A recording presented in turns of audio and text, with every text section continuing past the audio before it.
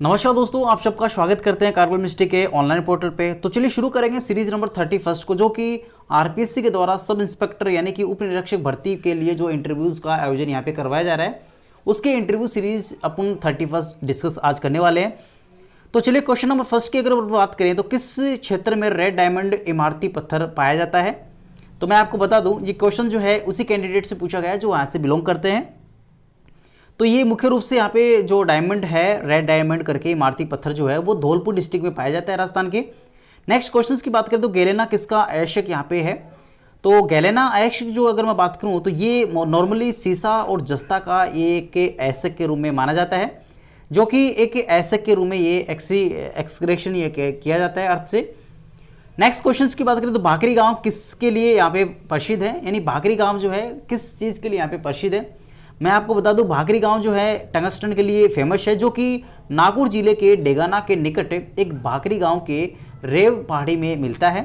और टंगस्टन के लिए अगर बात करें तो यहाँ पे राजस्थान के पास में एकाधिकार भी प्राप्त है, जो कि नागौर डिस्ट्रिक्ट में यहाँ पे काफ़ी मात्रा में मिलता है। और इसको धातु नगरी के नाम से भी यहाँ पे जाना जाता है नागौर को, और काफ़ी फेमस इसके लिए है, काफ़ी है राजस्थान में।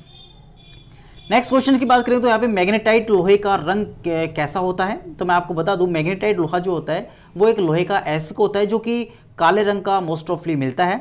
और इसे आप लोग अगर बात करें तो इसको काला लोहा के नाम से भी आप लोग इसको कह सकते हो। मोस्ट ऑफली इसको मैग्नेटाइट के नाम से जाना जाता है, जो लोहे का अयस्क होता है। नेक्स्ट क्वेश्चन की बात करें तो जानिए जमानत बेल का मूल अर्थ क्या होता है, यानी आपके पास में जो बेल होती है उसका मुख्य जो अर्थ होता है वो क्या होता है। तो मैं आपको बता दूं, बेल जो होती है यानी कि जिसे आप लोग जमानत कहते हो हिंदी में, कई बार जीवन में इंसान से कोई अपराध हो जाता है या फिर कई बार रंजिश के चलते हुए भी झूठे मामले में फंस जाता है, तो पुलिस उसे गिरफ्तार कर लेती है। तो ऐसे में उस शख्स को कानून में जमानत लेने का एक अधिकार यहाँ पे कॉन्स्टिट्यूशन में दिया गया है, जिसमें लेकिन ये बात याद रखनी चाहिए कि कई मामले में ऐसे भी होते हैं जिसमें जमानत मिल सकती है, और कई ऐसे नियम भी होते हैं जहाँ पे जमानत मिलने का कोई प्रावधान यहाँ पे नहीं होता। अगर इसमें बात करें, जब कोई इंसान किसी अपराध के कारण यहाँ पे जेल में जाता है तो उस शख्स को जेल से छुड़वाने के लिए कोर्ट या फिर पुलिस से जो आदेश मिलता है उस आदेश को यहाँ पे जमानत या फिर इसको बेल कहते हैं, जो मोस्ट ऑफली यहाँ पे कोर्ट यहाँ पे इसको रिटर्न में देता है। और उसका जो रिटर्न होता है वो पुलिस को जो जिन्होंने उनको गिरफ्तार किया है उनको यहाँ पे दिखाया जाता है, जिससे उनको एक जमानत के रूप में उनको कुछ दिन या फिर कैसे भी उनको मोहलत दे के यहाँ पे उनको रिहा कर दिया जाता है। यानी कि जो जिसके लिए वो अंदर हुए हैं उसके लिए यहाँ पे उनको माफ़ दे दी जाती है, और कुछ दिनों के लिए उनको एक मोहलत के रूप में यहाँ पे फ्रीली अपना वर्किंग कर सकते हैं।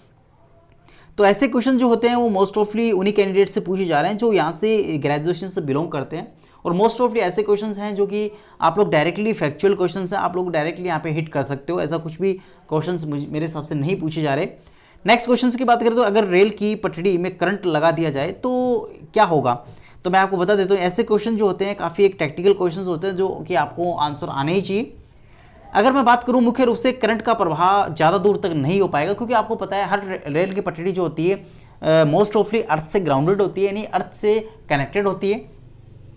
और दूसरी बात अगर बात करूं तो यहाँ पे रेल की पटड़ियों के बीच में कुछ डिस्टेंस में यहाँ पे स्पेस भी छोड़ा जाता है, जिसमें वो गर्मी के टाइम में अगर मान लो एक्सपैंड होती हैं यानी कि फैलती हैं, तो उस स्पेस में कवर करके वो बैंड ना हो उसके लिए भी बनाया जाता है।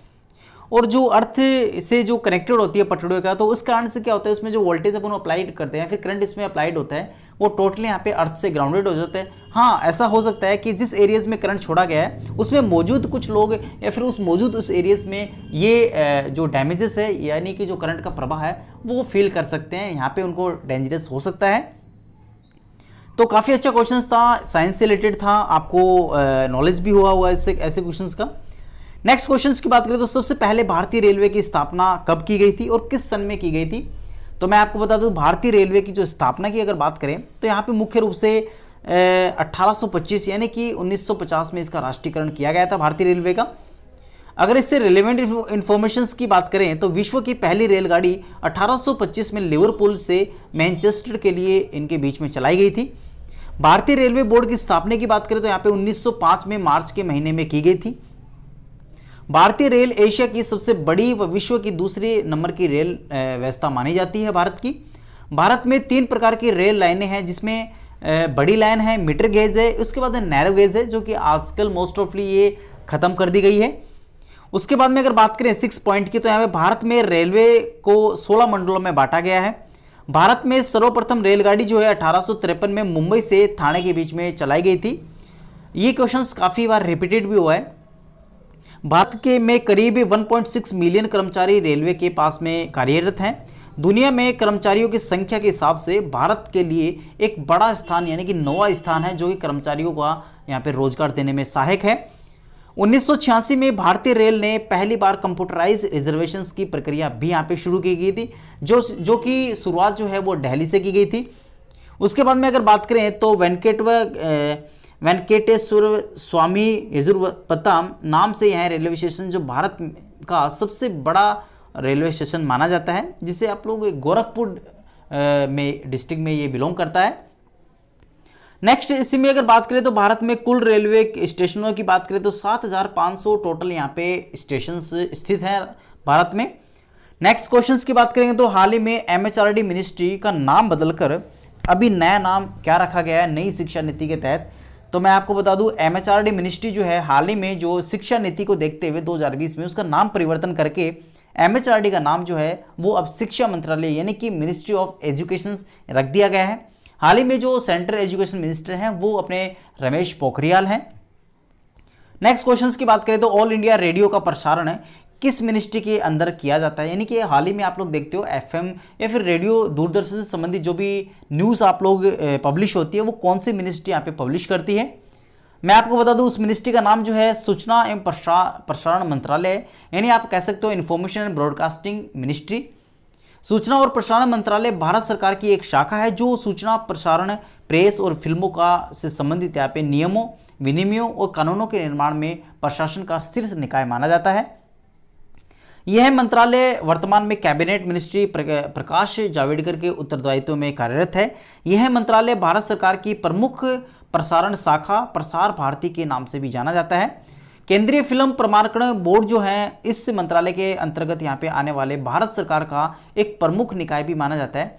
जो भी आप लोग जानते होंगे सेंसर जो होता है, सेंसर बोर्ड जो होता है जो फिल्म जो रिलीज होती है उसको सर्टिफाइड करता है, वो भी इससे बिलोंग करता है, वो भी इसकी मान्यता यहाँ पे लेता है, जो सेंट्रल मिनिस्ट्री के अधीन ये कार्यरत होता है।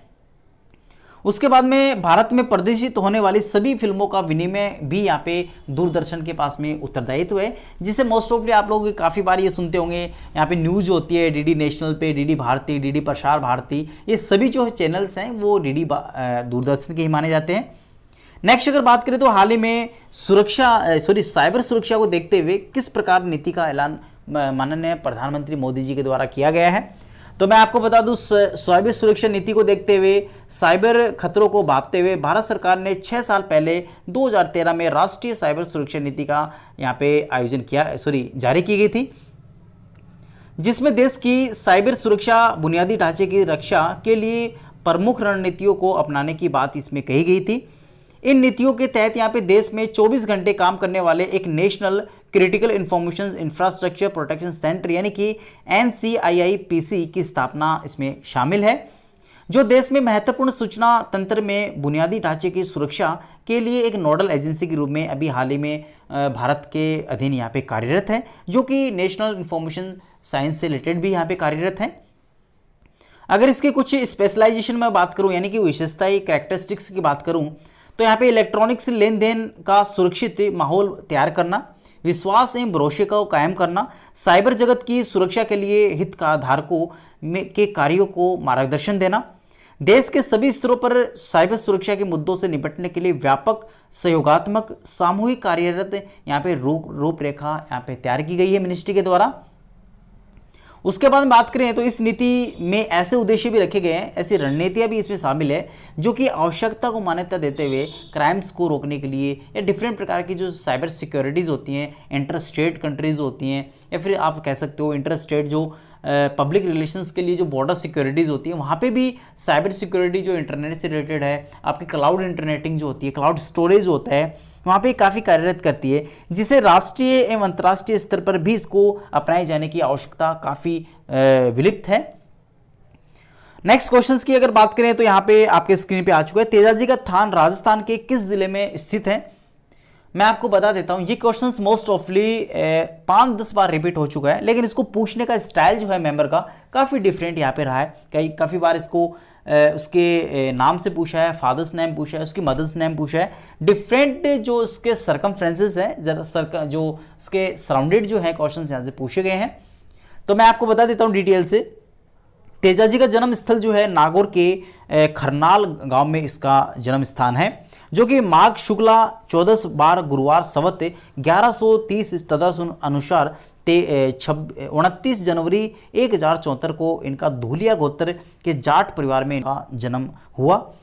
इनके पिता अगर बात करें तो चौधरी ताहर जी, जिसे आप मोस्ट ऑफली थिरराज राजस्थान के नागौर जिले के खरनाल गांव के मुखिया हुआ करते थे।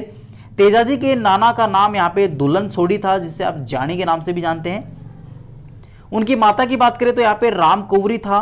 तेजाजी का ननिहाल त्योद गांव यानी कि किशनगढ़ में था।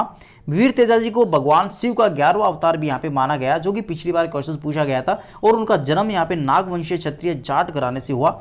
अस्तर की बात करें तो भाला है, जीवन साथी पेमल है, उनकी 5 का नाम, माता पिता ताहड़देव, उसके बाद में राम कंवरी, एक माता की संतान राजल, उनकी बहन का नाम है। ये सभी समझ जानकारी जो है मैं इसलिए डिस्कस करता हूँ क्योंकि काफ़ी इंटरव्यूज में ऐसे क्वेश्चन पूछे जाते हैं। यहाँ से करंट का क्वेश्चन, इंटरनेशनल क्वेश्चन यहाँ से पूछा गया, सिल्क मार्ग क्या है? तो मैं आपको बता दूं, मुख्य रूप से यहाँ पे रेशम मार्ग यानी कि सिल्क मार्ग प्राचीन काल में, मध्यकाल में ऐतिहासिक, व्यापारिक, सांस्कृतिक मार्गों का एक समूह है, जिसके माध्यम से एशिया, यूरोप, अफ्रीका जुड़े हुए हैं और अपना अपना व्यापार यहाँ पे इस रास्ते के माध्यम से, सिल्क रोड के माध्यम से करते हैं। और ये एक जाना माना एक हिस्सा है जो उत्तरी रेशम मार्ग के भी इसको कहते हैं, जो चीन से होकर पश्चिम को और यहाँ पे मध्य एशिया में, यहाँ पे यूरोप तक यहाँ पे जाता है, जिससे निकलती है एक शाखा भारत की ओर भी यहाँ पे जाती है। इससे एक शाखा है जो भारत की तरफ भी जाती है, जिसका नाम यहाँ पे चीन के रेशम के नाम पे पड़ा, जिसका व्यापार यहाँ पे इस मार्ग की मुख्य विशेषता थी। इसके माध्यम से मध्य एशिया, यूरोप, भारत, ईरान के, चीन के हॉन राजवंश काल में इसका पहुंचना सुनिश्चित किया गया, शुरुआत की गई। तो ये जो इन्फॉर्मेशन है ये एक इंटरनेशनल इन्फॉर्मेशन है, जो स्टूडेंट थे उन्होंने पब्लिक एडमिनिस्ट्रेशन से करके ऐसा कुछ कर रखा था, तो उनको क्वेश्चन जो पूछा गया एक पब्लिकली डीलिंग का, एक इंटरनेशनल रिलेशंस का क्वेश्चन पूछा गया। हो सकता है आपसे भी ऐसे क्वेश्चन पुटअप कर दें मेंबर के द्वारा, लेकिन आप निश्चित रहिए काफ़ी एक रिलेक्टेंट इंटरव्यूज यहाँ पे लिए जा रहे हैं, ऐसा कुछ भी नहीं लगा मुझे। बात नेक्स्ट क्वेश्चंस की करें तो एलएसी एलओसी में मुख्य अंतर क्या होता है? ये क्वेश्चन जो है हाल ही में अभी गलवान घाटी के बीच में जो टेररिस्ट अटैक हुआ था उससे रिलेटेड यहाँ पे क्वेश्चन यहाँ से मेंबर से पूछा गया। मैं आपको बता दूं इसमें फायरिंग और फेस टू फेस इंटरेक्शन जैसी बहुत सी गतिविधियां इसमें पाई जाती हैं। स्पष्ट रूप से उग्रवादियों द्वारा सीमांकित यहाँ पे रहना, कश्मीर जिले में हिस्सों को अलग करना, भारत द्वारा नियंत्रित और पाकिस्तान द्वारा अवैध रूप से कब्जा किया गया। एलओसी की लंबाई लगभग 746 किलोमीटर यहाँ पे आकी गई है। अगर बात करें एलओसी क्या है, तो भारत का वह भाग जिसमें दक्षिण व पूर्वी भाग जम्मू और कश्मीर के रूप में यहाँ पे जाना जाता है, जो कश्मीर का लगभग 45% यहाँ पे है। यह चीन और भारत के बीच में एक सीमा है जो वास्तविक नियंत्रण रेखा के नाम से इसको जानते हैं, जिसे आप लोग इंग्लिश में एलओसी भी कहते हो। इसकी अवधारणा 1993 में एक द्विपक्षीय समझौते के अंदर इसमें की गई थी। हालांकि इन दोनों देशों के बीच में जमीनी स्थिति पर कोई ठोस समझौता नहीं किया गया था। नेक्स्ट अपने पास में है एलएसी क्या होते हैं? भारतीय नियंत्रित क्षेत्र, जो कि चीनी नियंत्रित क्षेत्र से अलग करता है। यह एक बड़ा खाली क्षेत्र है जहां पे भारत और चीन की सेनाएं लगभग 50 से 100 किलोमीटर दूरी पे फैली हुई है, यानी अपना स्थान बनाए हुए जहां पे अपना पोस्टिंग करते हैं, मार्च करते हैं।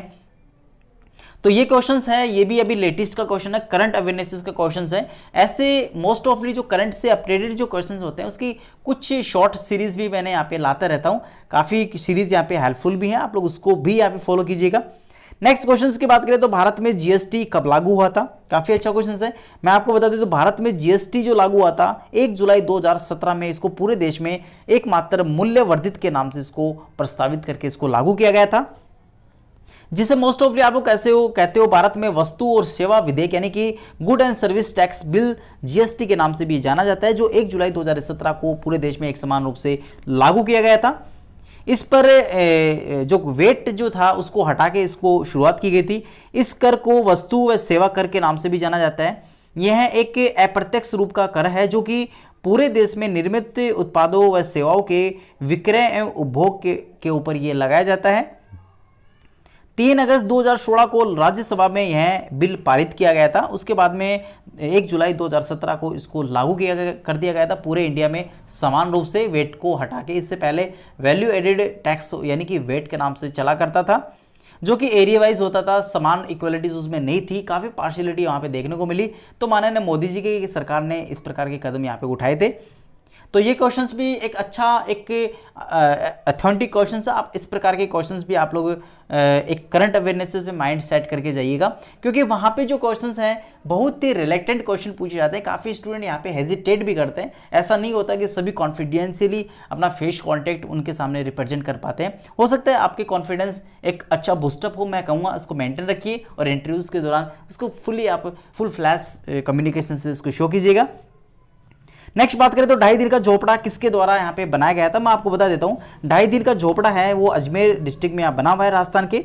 ये एक मस्जिद के रूप में जाना जाता है, जो कि इसका निर्माण 2.5 दिन में किया गया था। इस कारण इसका नाम 2.5 दिन का झोपड़ा पड़ गया।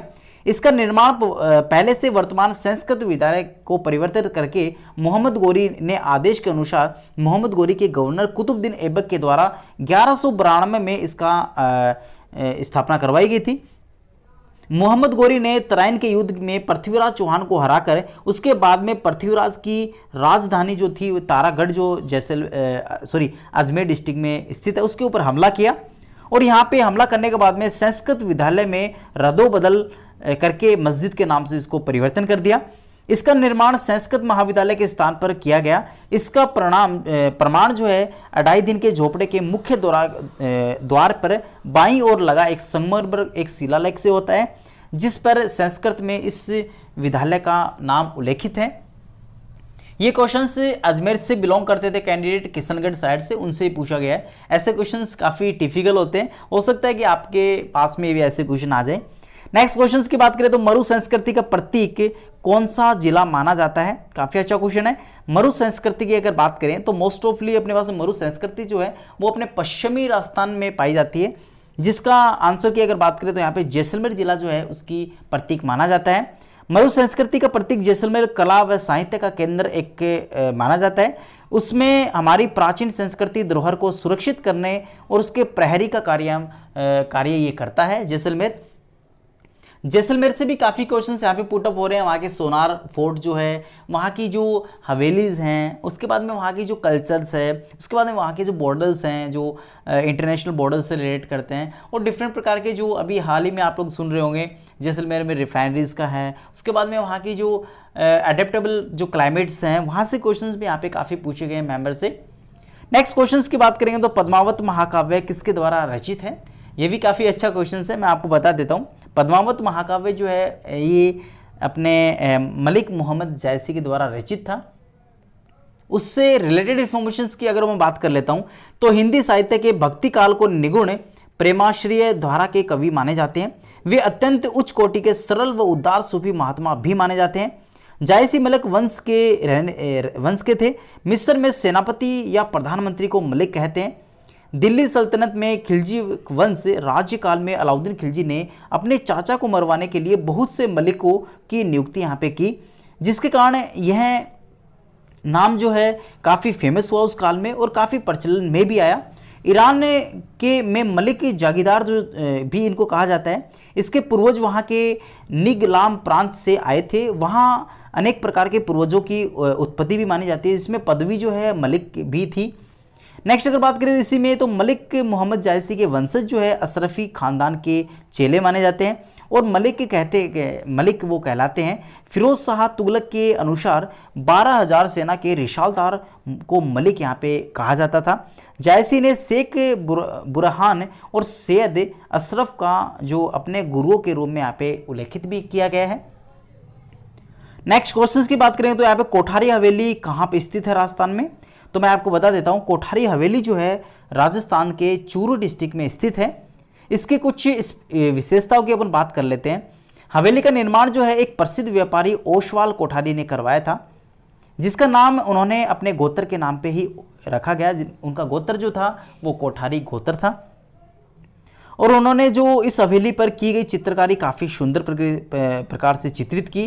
कोठारी हवेली में एक बहुत कलात्मक कमरा भी है जिसे मालजी का कमरा कहा जाता है। इसका निर्माण 1925 में करवाया गया था, जो कि ओसवाल कोठारी जी के द्वारा करवाया गया था। नेक्स्ट क्वेश्चंस की बात करेंगे तो यहाँ पे आपके स्क्रीन पे आ चुका है। तो क्वेश्चंस में आपको रीड कर देता हूँ। पश्चिम का प्रहरी किसे कहा जाता है, यानी कौन से डिस्ट्रिक्ट को पश्चिमी का प्रहरी कहा जाता है। तो मैं आपको बता देता हूँ, पश्चिम का प्रहरी जो है हनुमानगढ़ डिस्ट्रिक्ट को, जो राजस्थान में स्थित है, उसको कहा जाता है। हनुमानगढ़ को अन्य नाम से भी पुकारते हैं, योधे नाम से भी इनको कहा जाता है। यह बीकानेर से मात्र 140 मील दूर उत्तर पूर्व में स्थित है, जो दिल्ली से 390 किलोमीटर पश्चिम में बसा हुआ है। यहाँ एक प्राचीन किला है जिसका पुराना नाम जो है भटनेर के नाम से जाना जाता है। बटनेर जो है बट्टी नगर का अपभ्रंश, जिसका अर्थ होता है बट्टी व भाटियों का नगर, इसको जाना जाता है। भारत के पश्चिम में स्थित होने के कारण इसे पश्चिमी का प्रहरी भी कहते हैं, जो कि क्वेश्चन यहाँ मेंबर से पूछा गया है। आरपीएससी में काफ़ी प्रकार के क्वेश्चन जो हैं मेंबर्स के द्वारा यहाँ पे कैंडिडेट के होम टाउन से ही पूछे जाते हैं। ये कैंडिडेट यहाँ पे श्रीनगर हनुमानगढ़ की भादरा तहसील कुछ है, वहाँ से बिलोंग करते हैं। नेक्स्ट अगर इसी में बात करें तो यहाँ पे भाटी वंश के राजा भूपत सिंह भाटी ने बनवाया इनको 285 ईसा पूर्व में। इसे बटनेर भी कहा गया। मंगलवार को दुर्ग की स्थापना होने के कारण हनुमान जी के नाम पे इसका नाम रखा गया, जिसे इस डिस्ट्रिक्ट को हनुमानगढ़ नाम से पुकारा जाता है। 12 जुलाई 1994 में श्रीनगर से अलग करके राजस्थान का 31वां जिला हनुमानगढ़ बनाया गया, जिसके अंदर प्राचीन घटनाओं का समाये हुए हैं। हनुमानगढ़ 5 किलोमीटर दूर सरस्वती नदी, जिसे भद्रकाली माता का मंदिर भी यहाँ पे स्थित है। नेक्स्ट क्वेश्चंस की अगर बात करेंगे तो आधार कार्ड नंबर कितने अंकों का होता है। मैं आपको बता दूं, आधार कार्ड पे मुख्य रूप से 2 नंबर आते हैं, एक तो वर्चुअल नंबर आता है और एक अपने पास में आधार नंबर आता है। तो आधार नंबर जो होता है वो 12 अंकों का होता है, और वर्चुअल नंबर जो होता है जो आधार कार्ड पे आता है, जिसे आप वर्चुअल आईडी भी कहते हैं, वो यहाँ पे 16 डिजिट्स की आती है, जो काफ़ी हेल्पफुल होती है। अगर इससे रिलेवेंट इन्फॉर्मेशन की बात करूँ, जिसे भारतीय विशिष्ट पहचान प्राधिकरण द्वारा जारी किया जाता है, यह संख्या भारत में कहीं भी व्यक्ति की पहचान पते का प्रमाण कर सकती है। भारतीय डाक द्वारा प्राप्त यूआईडी की वेबसाइट से डाउनलोड भी इसको कर सकते हैं। ई आधार दोनों ही समान रूप से मान्य माने जाते हैं। कोई भी व्यक्ति आधार के लिए नामांकन करवा सकता है, बशर्ते है कि वो भारत का निवासी होना चाहिए। यूआईडी के द्वारा निर्धारित सत्यापित प्रक्रिया को पूरा करना चाहिए, चाहे वह उम्र या फिर लिंग कुछ भी हो, चल जाएगा।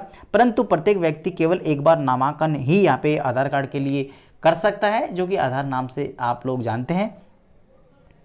नेक्स्ट क्वेश्चंस की बात करें तो यहाँ पे झुंझुनू जिले के संस्थापक कौन है। तो मैं आपको बता दूं, झुंझुनू जिले के संस्थापक जो हैं वो जुझार सिंह नेहरा जाट हैं, जिन्होंने यहाँ पे झुंझुनू जिले की नींव रखी। दशरथ शर्मा ने 13वीं शताब्दी के कस्बे की जो सूचना चाहिए, उन्होंने झुंझुनू का नाम यहाँ पे रखा। इसी प्रकार अनंत बांगड़ राज्यों का उल्लेख भी झुंझुनू जिले के अस्तित्व के दौरान आता है। और झुंझुनू जिले से यहाँ पे बिलोंग करने वाले काफ़ी क्वेश्चन यहाँ से पुटअप हो रहे हैं, जैसे रानी सती है, उसके बाद में वहाँ का खेतरी महल है, उसके बाद में वहाँ पे जो राजस्थान का दूसरा हवा महल कहाँ पे स्थित है, स्वामी विवेकानंद संग्रहालय राजस्थान में कहाँ स्थित है। तो ये सभी जो है झुंझुनू डिस्ट्रिक्ट्स में बिलोंग करते हैं। और मैं आपको बता दूँ, झुंझुनू डिस्ट्रिक्ट्स में अगर हिस्ट्री की बात करें तो कुछ ज़्यादा यहाँ पे हिस्ट्री नहीं रही है, काफ़ी कम यहाँ पर रही है। नेक्स्ट क्वेश्चंस की अगर बात करें तो राजस्थान में कोचिंग राजधानी किस जिले को जाना जाता है। इन राजस्थान में सबसे ज़्यादा कोचिंग वाला राजधानी कौन सी कहलाती है, कौन से डिस्ट्रिक्ट को कहा जाता है। तो मैं आपको बता दूं, राजस्थान में कोटा डिस्ट्रिक्ट जो है, जो कि कोचिंगों का राजधानी के नाम से जाना जाता है। हर साल इस शहर में लाखों विद्यार्थी प्रतियोगी परीक्षाओं की तैयारी करने के लिए आते हैं। पिछले सालों में कोटा एक प्रसिद्ध कोचिंग नगरी के नाम से भी उभरा। हालांकि इसमें डिफरेंट प्रकार की कोचिंग्स ना होके सिर्फ IIT, उसके बाद नीट जैसे प्रेस्टिजियस एग्जामिनेशंस की कोचिंग यहाँ पे करवाई जाती है, जो कि काफ़ी एक उच्च ओहदे की कोचिंग्स यहाँ पे स्थित है, जो कि एक टैलेंटेड के लिए काफ़ी निखारती हैं स्टूडेंट्स को, और उनको एक इंजीनियर, एक डॉक्टर बनने का एक सुनहरा अवसर यहाँ पे प्राप्त करते हैं, और काफ़ी लोग इसका फ़ायदा भी उठा सके हैं। अगर मैं बात करूँ इससे संबंधित जो प्रतियोगी परीक्षा जो होती है जैसे IIT, NEET, JEE Main, advance जो होते हैं, इनकी जो कॉम्पिटिशन एग्जामिनेशन जो है इन्हीं की यहाँ पे प्रमुख विशेषता इस कोटा की रही है, जो कि आप लोग देख भी पा रहे होंगे। काफ़ी प्रकार के स्टूडेंट्स जो है मेडिकल डिपार्टमेंट्स में या फिर आप लोग कह सकते हो इंजीनियरिंग डिपार्टमेंट्स में जो होते हैं, काफ़ी लोग यहाँ से अपने कोचिंग्स को कंप्लीट करके सेलेक्ट भी होते हैं और काफ़ी अच्छा स्कोर यहाँ का देखने को मिला है। नेक्स्ट अगर बात करें तो राजस्थान के प्रथम राज्यपाल कौन थे, तो मैं आपको बता देता हूँ राजस्थान के प्रथम राज्यपाल जो थे वो अपने सरदार गुरुमुख निहाल सिंह थे, जो राजस्थान के प्रथम राज्यपाल थे, तथा पूर्व दिल्ली के मुख्यमंत्री भी ये रह चुके हैं, यानी पहले मुख्यमंत्री जो थे वो दिल्ली के थे। ये भारतीय राष्ट्रीय कांग्रेस के राजनेता भी हैं और सरदार गुरुमुख निहाल सिंह एक राष्ट्रीय कांग्रेस पार्टी के प्रसिद्ध नेता के रूप में भी यहाँ पे जाने जाते थे। हालांकि मैं अगर बात करूं ऐसे पॉलिटिक्स क्वेश्चंस पे, तो ये पॉलिटिक्स क्वेश्चंस काफ़ी लोगों का पॉलिट साइंस जो होता है ऑप्शनल होता है, तो वहाँ से क्वेश्चंस यहाँ पे मेंबर के द्वारा पूछे ही जाने हैं। तो आप लोग ऐसे क्वेश्चंस को बिल्कुल ड्रॉप ना करके जाइएगा, क्योंकि ऐसे क्वेश्चन से कुछ कैंडिडेट ऐसे हैं जो ऐसे भी कह रहे हैं कि सर हमें कुछ पूछा ही नहीं, अंदर एकदम फनी टाइप्स के क्वेश्चन पूछे। कुछ कैंडिडेट ऐसे भी हैं जिन्होंने काफ़ी पहाड़ तोड़ दिया क्वेश्चन पूछने में, जो कि उनको आया ही नहीं। तो ऐसे भी होता है, ऐसा नहीं होता कि सभी का ईजी है, सभी का हार्ड है या सभी का कॉन्फिडेंस लेवल पे है। नेक्स्ट क्वेश्चन की बात करें तो यहाँ पे वाल्मीकि ने राजस्थान को किस नाम से पुकारा, तो मैं आपको बता देता हूँ वाल्मीकि ने राजस्थान प्रदेश को मरुकांतर के नाम से यहाँ पे पुकारा था। राजपुताना शब्द जो है सबसे पहले 1800 ईस्वी में जॉर्ज थॉमस के द्वारा किया गया था। विलियम फ्रैंकलिन जो है 1805 में military memoirs of mister George Thomas नामक बुक्स का प्रकाशन किया। इसमें उन्होंने कहा कि जॉर्ज थॉमस संभवतः पहला व्यक्ति थे जिसने राजपुताना शब्द का सबसे पहले भूभाग यहाँ पे प्रयोग में किया। उसके बाद में बात करें तो कर्नल जेम्स टोड ने इस प्रदेश का नाम जो है राजस्थान रखा और उन्होंने स्थानीय साहित्य व बोलचाल के हिसाब से इसको यहाँ पे राजस्थान कहा था। उन्होंने 1829 में एक बुक्स लिखी जिसका नाम जो है वो एनल्स एंटिक्विटीज ऑफ राजस्थान, या फिर आप कह सकते हो central and western Rajput state of India के नाम से इन्होंने एक पुस्तक लिखी कर्नल जेम्स टोड ने 1829 में, जिसके अंदर इन्होंने सबसे पहले जो है राजस्थान को यहाँ पे नाम लिया। यानी राजस्थान का सबसे पहले इन्होंने इन बुक्स 1829 में कर्नल जेम्स टोड के द्वारा जो central and western Rajput state of India book जो है उसमें यहाँ पे लिखा गया, यानी वहाँ पे नाम का यूज़ किया गया। 26 जनवरी 1950 को इस प्रदेश का नाम जो है राजस्थान स्वीकृति इसको दी गई। तो ऐसे क्वेश्चंस भी यहाँ पे काफ़ी पूछे गए हैं, जो हालांकि मैं इससे रेलेवेंट इन्फॉर्मेशंस की भी जानकारी आपको देने की कोशिश कर रहा हूँ, तो आप ये भी आप अच्छे से इसको रिमाइंड करके जाइएगा। नेक्स्ट क्वेश्चंस की बात करें तो यहाँ पे भारत इंडियन स्टैंडर्ड टाइम यानी कि IST पूर्वी देशांतर रेखा भारत के किस राज्य से होके गुजरती है। ध्यान रखना ये इंडियन लेवल का क्वेश्चन है, जो ज्योग्राफी से बिलोंग करते हैं उनके लिए क्वेश्चन था। हालांकि हर लोग हो सकता है कि इसका क्वेश्चन का आंसर ना दे पाए। उत्तर प्रदेश के इलाहाबाद के पास में नैनी गांव से ये जो है अपने पास में गुजरती है। नेक्स्ट अगर बात करें तो रेलवे रिक्रूटमेंट बोर्ड का मुख्यालय राजस्थान में कहाँ स्थित है, तो मैं आपको बता देता हूँ रेलवे रिक्रूटमेंट बोर्ड जो अजमेर है वो अजमेर डिस्ट्रिक्ट में बिलोंग करते हैं, अजमेर में स्थित है, जो कि मुख्य रूप से रेलवे से संबंधित सभी भर्तियों की यहाँ पे दस्तावेज चेक करना, मेडिकल करवाने, सभी इसका काम रहता है। नेक्स्ट क्वेश्चन की बात करें तो G20 का हाल ही में किस देश ने मेजबानी की है, तो मैं आपको बता देता हूँ मेजबानी जो की है अभी हाल ही में सऊदी अरब ने की है, जो कि एक वीडियो सम्मेलन के तहत की थी। इसमें भारत का प्रतिनिधित्व प्रधानमंत्री नरेंद्र मोदी जी के द्वारा किया गया था।